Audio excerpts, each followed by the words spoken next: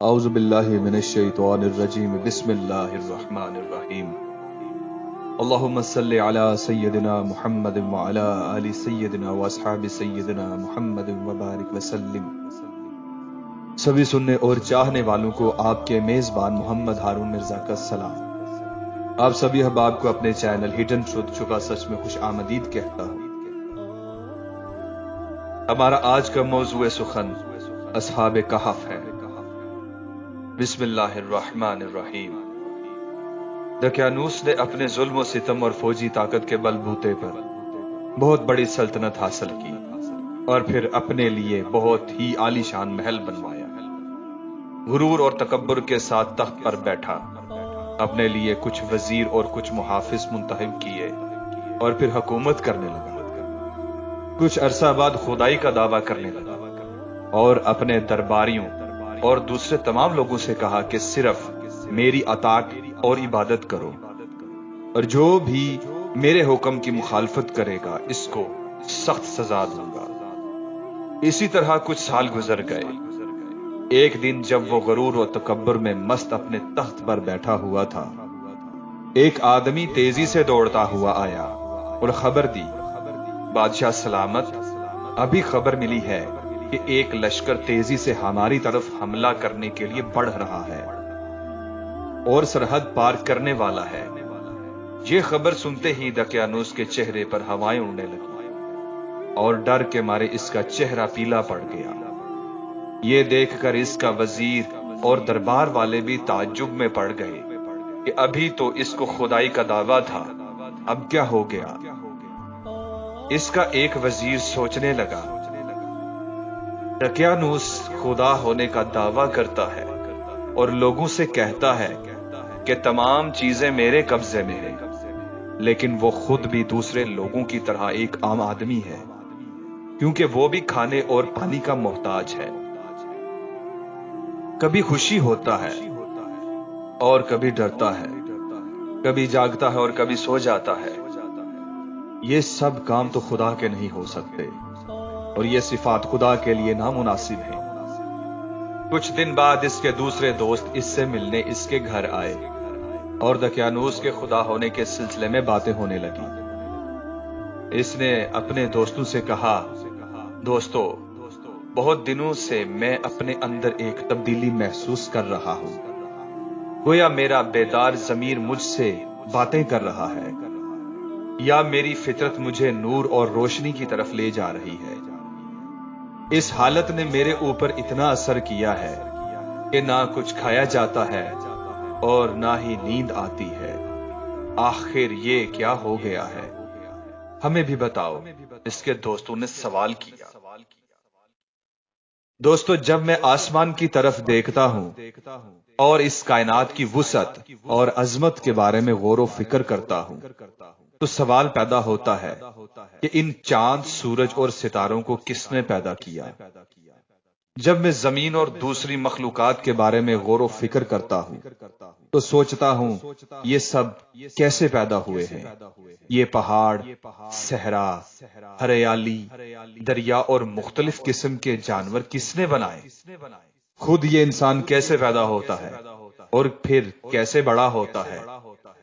خود ہم کو کس نے پیدا کیا ہے؟ پھر تم کس نتیجے پر پہنچے؟ اس نتیجے پر پہنچا ہوں کہ دقیانوس ایک کمزور اور ناتواں مخلوق ہے۔ وہ صرف خدائی کا دعویٰ کرتا ہے، ورنہ حقیقی خدا وہ ہے جو حکیم، عالم اور اس پوری کائنات کو پیدا کرنے والا ہے۔ اس کے دوستوں نے بھی اس کی باتوں پر غور کیا اور پھر سب نے اس کی تائید کی۔ تب انہوں نے طے کر لیا کہ دقیانوس کے شہر سے بچنے اور اس کے شر سے بچنے کے لیے ہمیں اس شہر سے نکلنا ہوگا، اور آخر کار پورے ارادے کے ساتھ شہر سے باہر نکلے اور ایک بیاباں کی طرف چل دیے۔ راستے میں ان کو ایک چرواہا ملا۔ انہوں نے کچھ دیر اس کے پاس آرام کیا اور اس سے باتیں کرنے لگے۔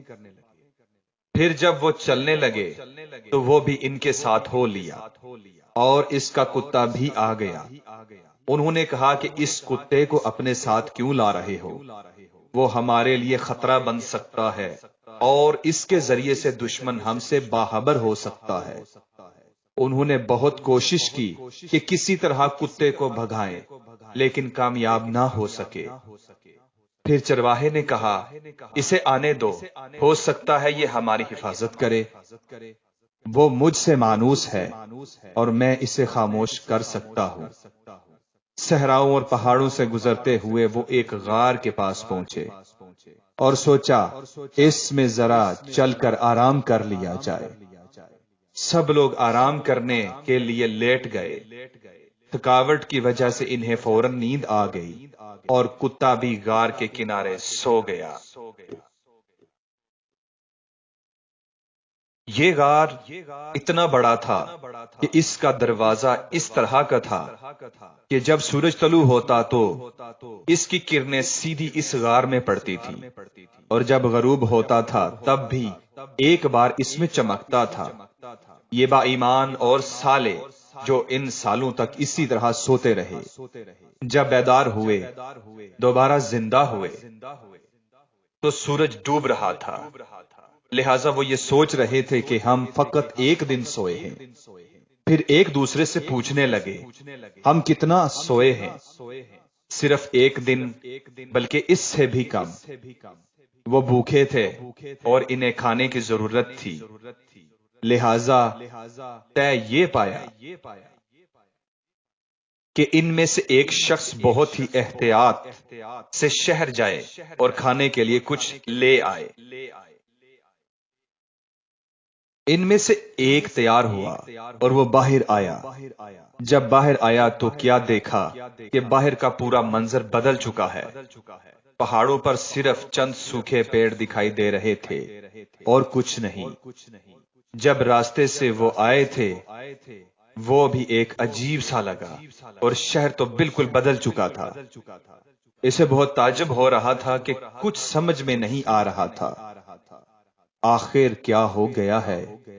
روٹی کی دکان پر گیا، چند روٹیاں اٹھائیں اور دکاندار کو وہ پیسے دینے لگا جو ساتھ لایا تھا۔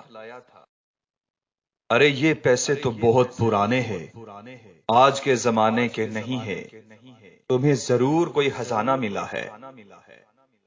یہ کیا کہہ رہے ہو؟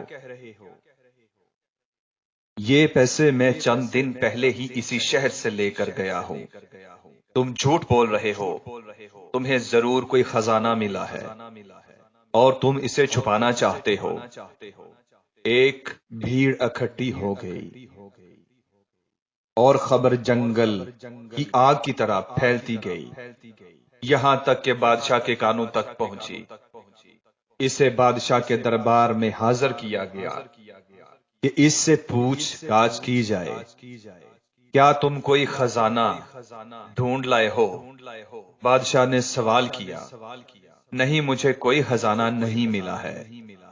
میں جب اس شہر سے نکلا تو لوگ مجبور تھے کہ دقیانوس کی عبادت اور پرستش کریں، اور جب واپس اس شہر میں آیا ہوں تو سب کچھ بدلا ہوا ہے۔ یہ کہانی شاید تم اس لیے گھڑ رہے ہو تاکہ ہم کو بے وقوف بناؤ۔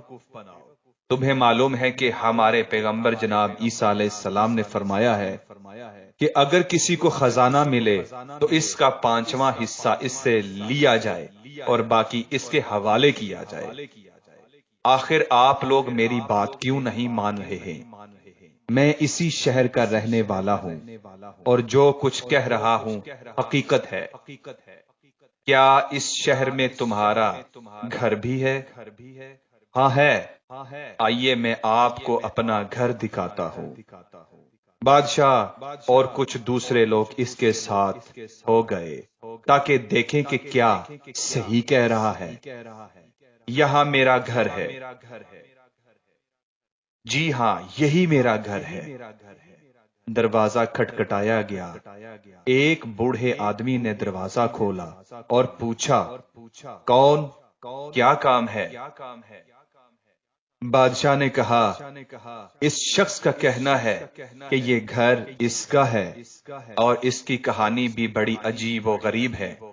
بوڑھے نے پوچھا تو اس جوان نے اپنا نام بتایا اور گھر کی کچھ نشانیاں بتائیں۔ وہ بوڑھا اس جوان کے قدموں میں گر پڑا اور اس کے ہاتھوں کو چومنے لگا۔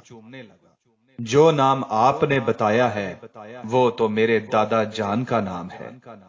بادشاہ سلامت، یہ سب وہ با ایمان جوان تھے جو ظالم بادشاہ دقیانوس کی حکومت سے بھاگ کر شہر سے باہر چلے گئے تھے، یہ سچ کہہ رہے ہیں۔ بادشاہ اور دوسرے لوگ بھی اس جوان کا احترام کرنے لگے۔ پھر یہ طے پایا کہ غار میں چلا جائے تاکہ دوسرے جوانوں کا بھی دیدار کیا جائے۔ سب لوگ غار کی طرف چل پڑے۔ جب غار کے قریب پہنچے تو اس نے جوان سے کہا ابھی آپ لوگ یہیں ٹھہر جائیں تاکہ میں اپنے دوستوں کو ساری بات بتاؤں، کیونکہ ان کو نہیں معلوم کہ وہ کتنا سوئے ہیں۔ اگر وہ آپ لوگوں کو دیکھیں گے تو یہی سمجھیں گے کہ دقیانوس کی فوج ہمیں گرفتار کرنے آئی ہے۔ وہ دوستوں کے پاس آیا اور کہا دوستو، کیا آپ جانتے ہیں کہ ہم کتنا سوئے ہیں؟ بتاؤ تو